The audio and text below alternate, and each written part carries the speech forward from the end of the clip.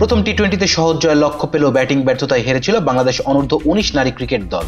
দ্বিতীয় ম্যাচেও ব্যাটিংয়ে কিছুটা ছন্দপতন হয়েছিল, তবে সুমাইয়া আক্তারের দায়িত্বশীল ব্যাটিংয়ের পর সাদিয়া আক্তারের ক্যামিও ইনিংসে জয় তুলে নেয় লাল সবুজের প্রতিনিধিরা।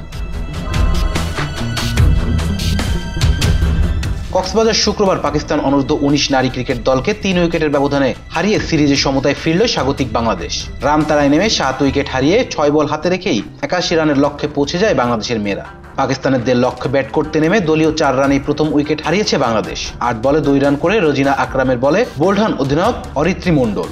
এরপর সুবিধা করতে পারেনি অচেনা জান্নাত, সাদিয়া ইসলাম ও মাইমুনা নাহার। জান্নাত ২৩ বলে ৯, সাদিয়া ইসলাম ৫ বলে ২ আর মাইমুনা ৫ বলে ১ রান করে আউট হন। তবে এক প্রান্ত আগলে রাখেন ওপেনার সুমাইয়া। তাকে পঞ্চম উইকেটে সঙ্গ দেন ফারজানা ইয়াসমিন। দুইজনের জুটিতে জয়ের পর ধীরে ধীরে এগিয়ে যাচ্ছিল স্বাগতিকরা, কিন্তু দলীয় ৬৩ রানে ৩ বলের ব্যবধানে দুইজনই আউট হলে চাপে পড়ে বাংলাদেশ।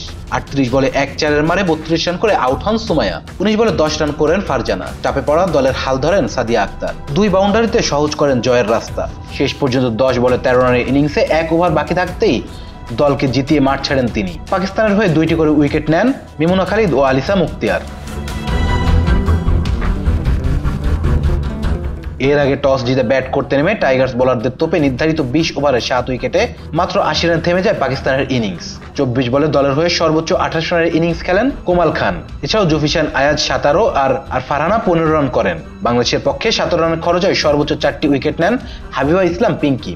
দারুণ এর পারফরমেন্সের কারণে তিনি ম্যাচে সেরা নির্বাচিত হন। প্রথম ম্যাচে মাত্র ৮৯ রানের লক্ষ্য পেলেও ১৩ রানের ব্যবধানে হেরেছিল স্বাগতিকরা।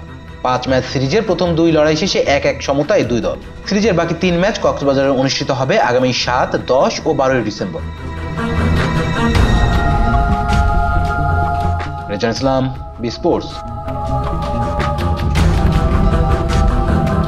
Please subscribe our channel to get more information about Cricket World.